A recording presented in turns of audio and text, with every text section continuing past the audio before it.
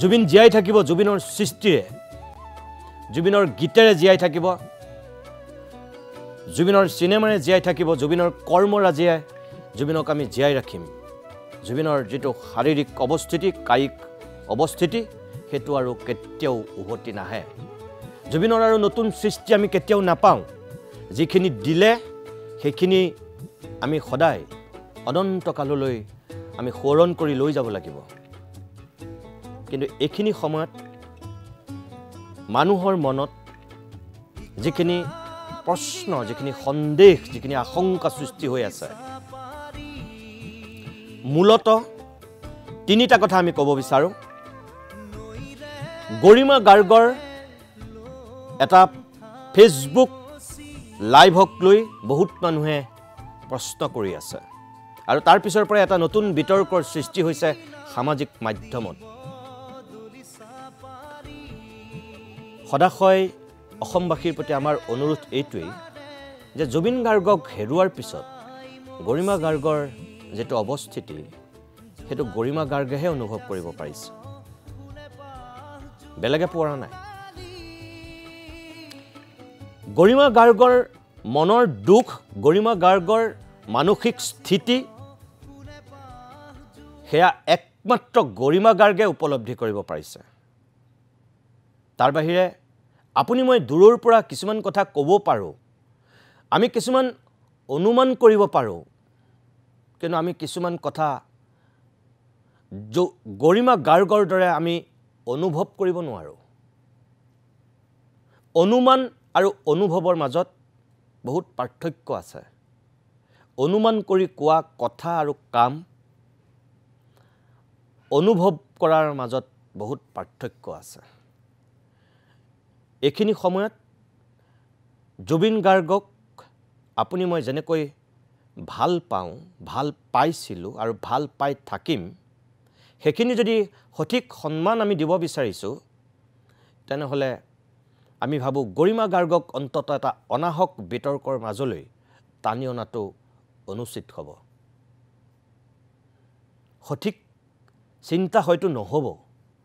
অসমীয়া মানুহৰ মানসিকতা ইমান তললৈ, ইমান বেয়া বুলি এইখিনি সময়ত আমি আচলতে দেখুৱাটো কিমান যুক্তিসন্মত,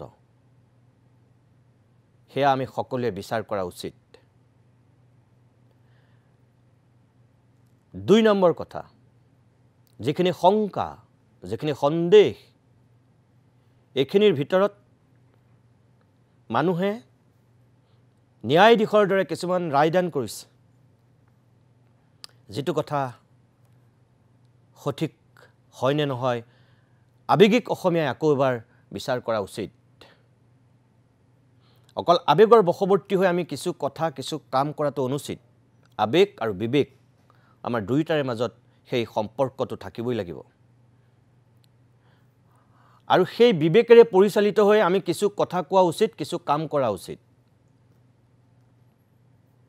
হলা গছত বাগি কুঠাৰ মৰা মানুহৰ অভাৱ নাই, এইটো সঁচা কথা। আৰু বিপদৰ বন্ধুহে কিন্তু আচল বন্ধু, এইটোও সঁচা কথা। গতিকে আপুনি এতিয়া গৰিমা গাৰ্গক এইখিনি সময়ত কেনেকৈ চাব বিচাৰিছে? হলা গছত বাগি কুঠাৰ মাৰিব বিচাৰিছে, নে আপুনি বন্ধুৰূপী শত্ৰু হৈ বহ্মখুদটো দিব বিচাৰিছে? সেয়া আপোনাৰ দৃষ্টিভংগীৰ ওপৰত নিৰ্ভৰ কৰিব। জুবিন গাৰ্গ নামৰ সত্তাটোক যোৱা এই ২৫ বছৰ ধৰি কেনেকৈ কিদৰে ধৰি ৰাখিছিল, সেয়া গৰিমা গাৰ্গে জানে। আমি আৱেগিকভাৱে এটা পোজ দি পেলাই কিছু প্ৰশ্ন উত্থাপন কৰি আমি ক'ব পাৰোঁ আমাৰ সম্পত্তি বুলি, জাতীয় সম্পদ বুলি, কিন্তু যোৱা ২৫ বছৰে যিখিনি জুবিন গাৰ্গৰ লগত থাকি গৰিমা গাৰ্গৰ সহযোগিতা, সেইখিনিও আমি অস্বীকাৰ কৰাটো কিন্তু অনুচিত। আৰু সেইকাৰণে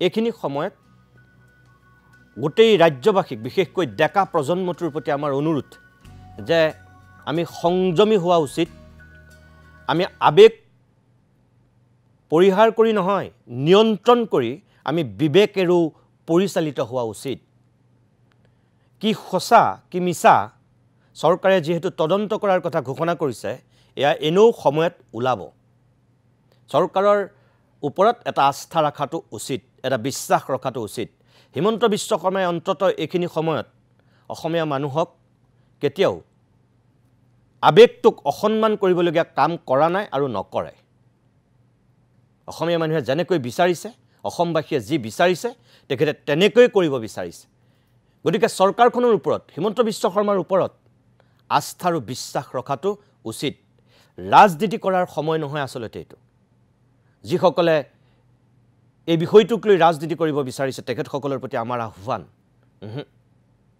অন্তত এই সময়খিনিত আপোনালোকে সেই মানসিকতাটো ত্যাগ কৰক